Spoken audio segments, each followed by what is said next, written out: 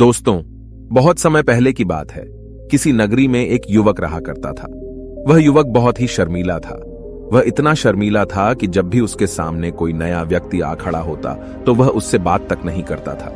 यहां तक कि जिन्हें वह जानता था, पहचानता था, उनसे भी बात करने में उसे बहुत शर्म आया करती थी। वह उनसे भी ठीक से बात नहीं कर पाता था और अपनी इस समस्या के कारण वह खुद ही बहुत परेशान रहता था, क्योंकि वह अपने जीवन में कुछ कर ही नहीं पा रहा था।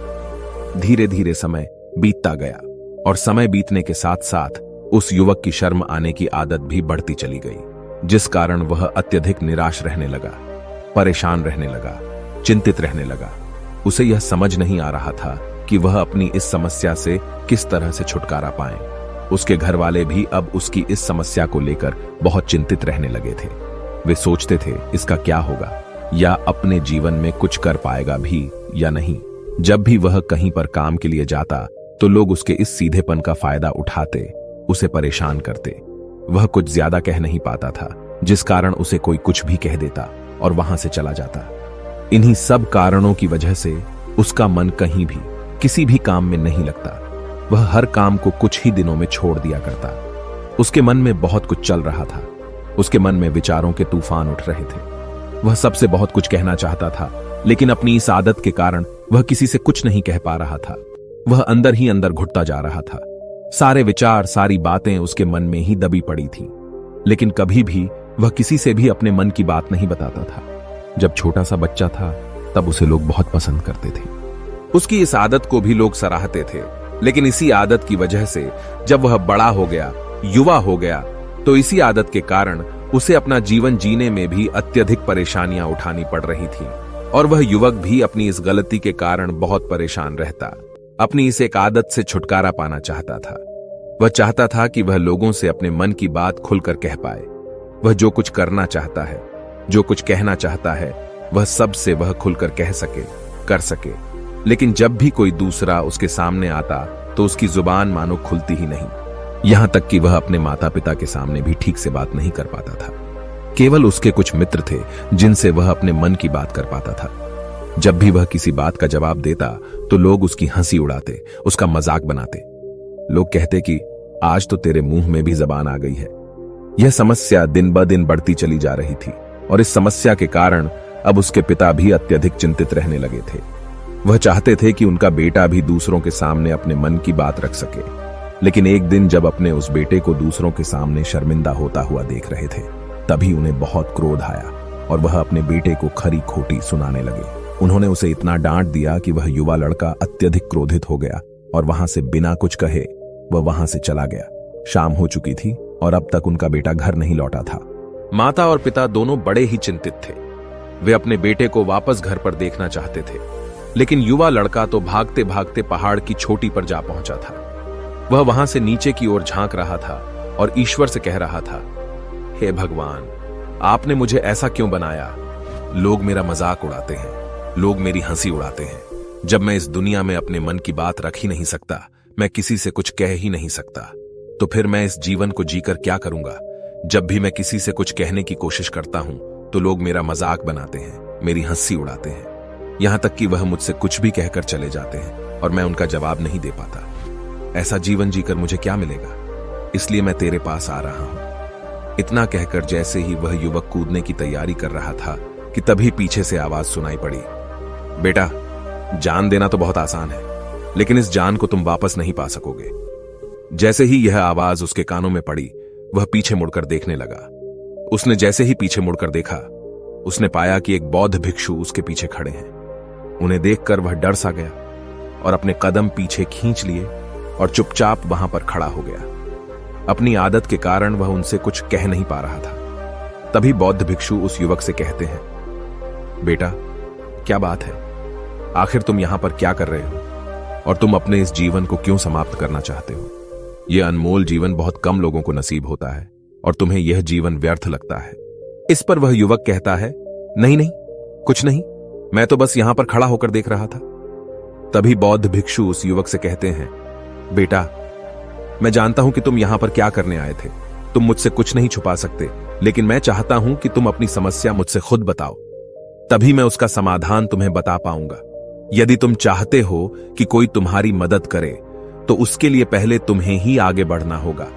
यदि तुम चाहते हो कि मैं तुम्हारी समस्या का समाधान करूं तो तुम्हें मुझे अपनी समस्या बतानी होगी, वरना मैं कुछ नहीं कर सकूंगा।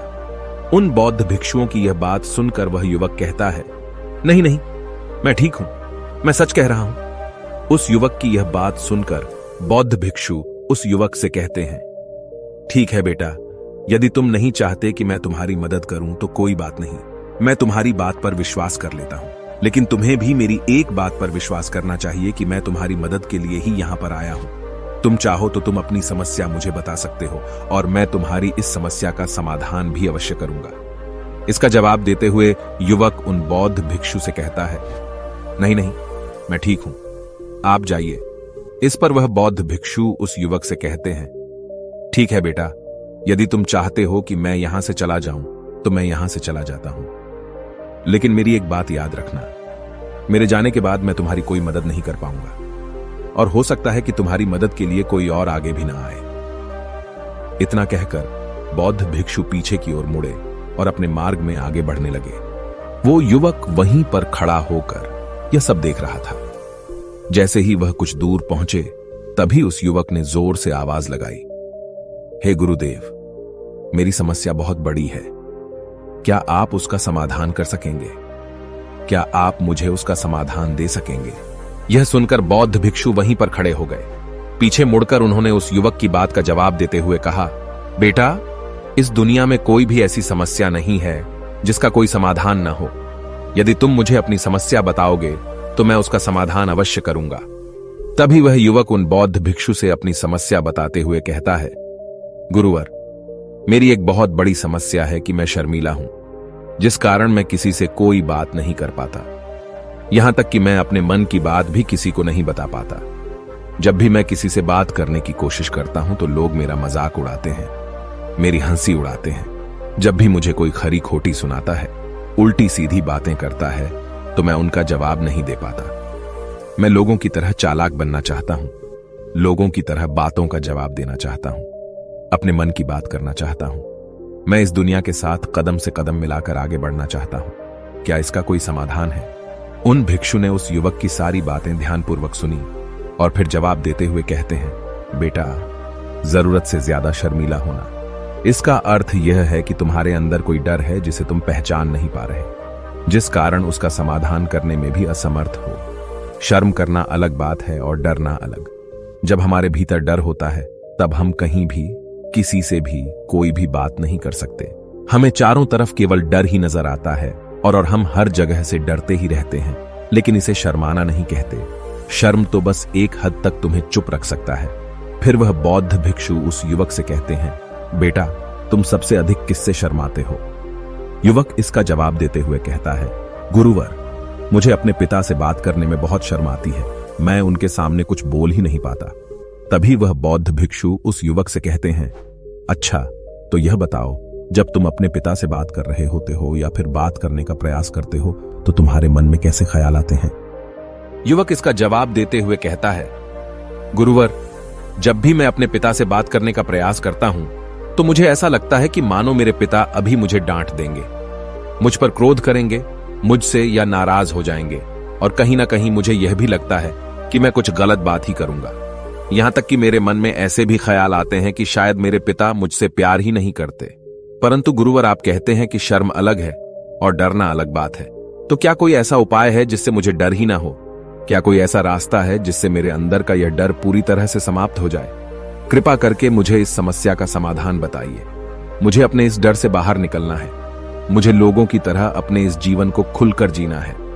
उस युवक की ये सारी बातें सुनकर बौद्ध भिक्षु उस युवक से कहते हैं, जाओ और अपने पिता से कहो कि मुझे कुछ काम करना है और उसके लिए मुझे आपसे कुछ धन चाहिए। यदि तुम उनसे धन मांगने में कामयाब हो गए तो मैं तुम्हें तुम्हारी समस्या का समाधान अवश्य बताऊंगा। वह युवक काफी घबरा गया। उसने उन गुरुवर से कहा, हे गुरुवर, मुझे यह कार्य न दीजिए, मैं उनसे कुछ नहीं कह पाता। उनके सामने तो मेरी बोलती तक बंद हो जाती है, मैं उनसे धन भला कैसे मांगूंगा? यह बात सुनकर बौद्ध भिक्षु उस युवक से कहते हैं, तब तो तुम्हारी समस्या का कोई भी समाधान नहीं है और न ही तुम कभी भी अपने जीवन को खुलकर जी पाओगे। यह बात सुनकर युवक उन भिक्षुओं से कहता है, गुरुवर, ऐसा न कहें, कृपा करके मुझे कोई और कार्य बताइए, कोई ऐसा कार्य जिससे मेरे अंदर का डर पूरी तरह से समाप्त हो जाए, कोई ऐसा समाधान बताइए। इसका जवाब देते हुए वह बौद्ध भिक्षु उस युवक से कहते हैं, बेटा, यदि तुम्हें अपने अंदर के डर को समाप्त करना है तो पहले तुम्हें मेरा यह कार्य करना होगा जो मैंने तुम्हें कहा है।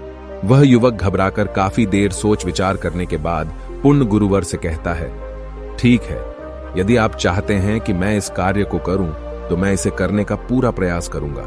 इतना कहकर वह युवक अपने घर लौट जाता है। उसे देखकर उसके माता पिता बहुत खुश हो जाते हैं और वह युवक अपने पिता से डरते डरते कहता है, पिताजी, मुझे आपसे कुछ बात कहनी है। इस पर उसके पिता कहते हैं, बोलो, क्या बात है? युवक आगे कहता है, पिताजी, मैं कुछ काम करना चाहता हूं और उसके लिए मुझे आपसे कुछ धन चाहिए। क्या आप मुझे कुछ धन दे सकते हैं? इतना सुनकर उस युवक के पिता ने उसकी ओर ध्यान से देखा। काफी देर देखने के बाद वह खुशी से झूम उठे और तुरंत ही उन्होंने कुछ धन अपने पुत्र के हाथों पर रख दिया और कहने लगे, बेटा, इतना धन काफी है कि तुम्हें और चाहिए। इसके जवाब में वह युवक अपने पिता से कहता है, नहीं नहीं पिताजी, इतना काफी है, मैं इतने से काम चला लूंगा। वह युवक उस धन को लेकर तुरंत दौड़ा दौड़ा उन बौद्ध भिक्षु के पास लौटा और जो धन उसने अपने हाथों में ले रखा था उसे दिखाते हुए वह कहता है, गुरुवर, जैसा आपने कहा था, मैं धन लेकर आपके पास आ चुका हूं। मैंने अपने पिता से धन मांग लिया है। अब मुझे आप मेरी समस्या का समाधान बताओ। तभी बौद्ध भिक्षु उस युवक से कहते हैं, अरे इतनी जल्दी क्या है, अभी तो तुम्हें मेरे लिए एक और काम करना है, तभी मैं तुम्हें तुम्हारी समस्या का समाधान अवश्य बताऊंगा। और यदि तुम मेरे लिए इस कार्य को नहीं पूरा कर सके तो मैं तुम्हें कभी भी तुम्हारी समस्या का समाधान नहीं बताने वाला। तभी वह युवक उन बौद्ध भिक्षुओं से कहता है, हे गुरुवर, अभी तो मैंने आपके लिए एक काम किया है, अभी आप मुझे एक और काम करने के लिए कह रहे। तभी बौद्ध भिक्षु उस युवक से कहते हैं, हाँ, तुम्हें मेरे लिए एक और काम करना ही होगा। वह युवक एक बार फिर से काफी देर सोच विचार कर उन बौद्ध भिक्षु से कहता है, अच्छा ठीक है, बताइए, अब मुझे क्या करना है?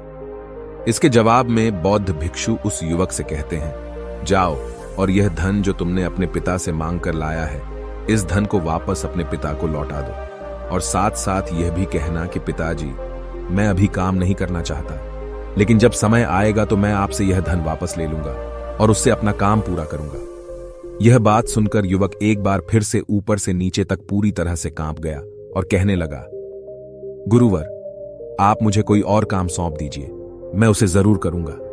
लेकिन अब यदि मैं धन लेकर उनके पास वापस गया तो वह क्या सोचेंगे मेरे बारे में?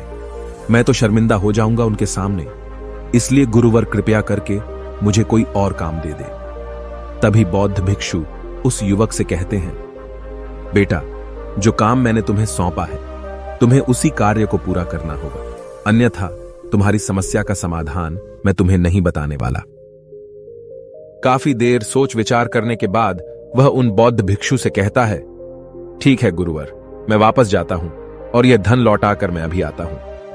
वह तुरंत दौड़ा दौड़ा अपने पिता के पास वापस लौटा। उसने अपने पिता से कहा, पिताजी, मैं यह धन अभी नहीं लेना चाहता, अभी यह धन आप मुझसे वापस ले लीजिए।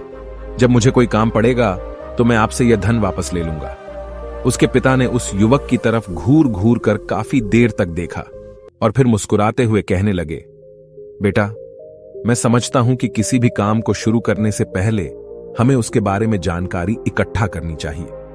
उसके बारे में समझना जरूरी है। कब, क्या, कैसे और कब तक करना है, इसके बारे में भी हमें जानकारी लेनी जरूरी है। कोई भी काम ऐसे ही नहीं शुरू किया जा सकता।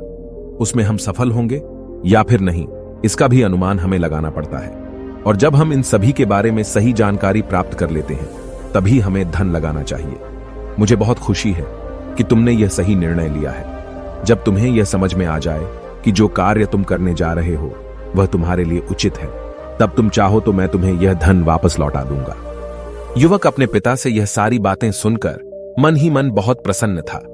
उसने यह तो उम्मीद तक नहीं की थी कि उसके पिता हंसकर उसे इस तरह से सारी बातें समझाएंगे। वह मन ही मन यह सोच ही रहा था कि तभी उसके पिताजी उसके और करीब आए और अपनी उस युवा बेटे को गले से लगा लिया। जैसे ही उसके पिता ने उस युवक को गले से लगाया, उसको बहुत अच्छा महसूस हुआ। उसका आत्मविश्वास, उसका हौसला और बढ़ता गया। उसके बाद युवक वापस पुण्य गुरुवर के पास लौटा और कहने लगा, गुरुवर, जैसा आपने कहा था मैंने बिल्कुल वैसा ही किया है। मैंने धन अपने पिता को वापस कर दिया है। अब तो कृपया करके मुझे मेरी समस्या का समाधान बता दीजिए। तभी बौद्ध भिक्षु उस युवक की तरफ देखकर मुस्कुराते हैं और इस युवक से कहते हैं, बेटा, इतनी जल्दी क्या है? अभी तो तुम्हें मेरे लिए एक और काम करना ही पड़ेगा। वह युवक कहता है, महाराज, आप आखिर मुझसे बार बार इस तरह से काम क्यों करवा रहे हैं? क्या आपके पास मेरी समस्या का कोई समाधान नहीं है? कहीं आप मुझे बेवकूफ तो नहीं बना रहे? जिस तरह से लोग मुझे बेवकूफ बनाते हैं, क्या आप भी मेरे साथ वही तो नहीं कर रहे? आपने कहा, जाओ अपने पिता से पैसे मांग कर लाओ। मैंने पैसे मांग कर लाए। आपने फिर कहा, जाओ ये पैसे अपने पिता को लौटा कर आओ। मैंने आपके कहे अनुसार बिल्कुल वैसा ही किया और अब आप कह रहे हैं कि मैं आपके लिए एक और काम करूं। नहीं, ये मुझसे नहीं होगा। तभी बौद्ध भिक्षु उस युवक की तरफ देखकर मुस्कुराते हैं और कहते हैं, बेटा, बस यह आखिरी काम है और यह बहुत सरल भी है। तुम जैसे ही इस कार्य को पूरा करोगे, मैं तुम्हें वचन देता हूं कि मैं तुम्हारी समस्या का समाधान तुम्हें अवश्य बताऊंगा। इस पर वह युवक फिर से एक बार सोच विचार करता है और उन बौद्ध भिक्षु से कहता है, ठीक है, लेकिन यह आखिरी काम जो मैं आपके लिए करूंगा, बताइए मुझे क्या करना है? तभी बौद्ध भिक्षु एक मूर्ति निकालकर उस युवक के हाथ में थमा देते हैं। वह मूर्ति दिखने में बहुत ही साधारण सी थी, लेकिन वह बौद्ध भिक्षु उस युवक से कहते हैं, बेटा, तुम्हें इसे बाजार में ले जाना है, इसे बेचना है और इसके बदले में तुम्हें 100 सोने के सिक्के लेकर आने हैं। जब तुम यह करने में सफल हो जाओगे, तभी मैं तुम्हें तुम्हारी समस्या का समाधान तुम्हें बता पाऊंगा। वह युवक उस मूर्ति को अपने हाथ में लेकर बड़े ही गौर से देखता है और उन बौद्ध भिक्षुओं से कहता है, हे गुरुवर, यह तो बड़ी ही साधारण सी मूर्ति लग रही है, मानो मिट्टी की बनाई गई हो। इसके लिए भला 100 सोने के सिक्के मुझे कौन देगा? कहीं आपका माथा फिर तो नहीं गया है? इसके 1 या 2 सोने के सिक्के मिल जाए वही बहुत है, लेकिन इसके लिए 100 सोने के सिक्के कोई नहीं देगा। तभी बौद्ध भिक्षु उस युवक से कहते हैं, बेटा, मैंने जो तुम्हें काम सौंपा है, यदि तुम उसे पूरा करोगे तभी तुम्हें तुम्हारी समस्या का समाधान मिल पाएगा, अन्यथा तुम चाहो तो अपने घर लौट सकते हो। फिर से वही अपने पुराने जीवन में, जहां लोग तुम्हारा मजाक बनाते हैं, लोग तुम्हें डराते हैं, सताते हैं। मैं तुम्हें यहां अपने डर को निकलने में तुम्हारी मदद कर रहा हूं। तुम मेरे यह काम करके अपने डर को धीरे धीरे भगा पाओगे।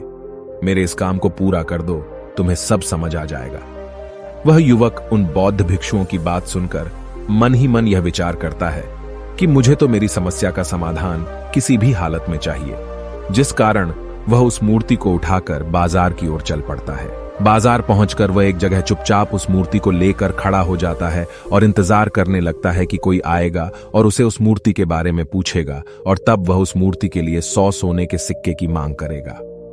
देखते ही देखते काफी समय बीत गया, लेकिन अभी तक उसके पास कोई भी व्यक्ति नहीं आया था। उसने आसपास देखा तो लोग चिल्ला चिल्लाकर अपने सामानों को बेच रहे थे, जोर जोर से आवाज लगा रहे थे।